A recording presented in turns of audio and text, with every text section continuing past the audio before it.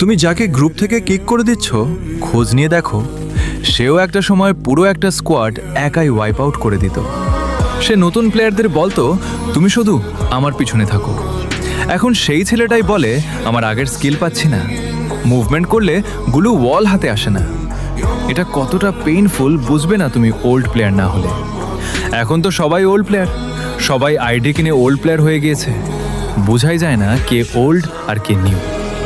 একটা সময় যাকে কাস্টম হলেই ডাকতো, তারাই আজ তাকে কাস্টমে নিতে চায় না।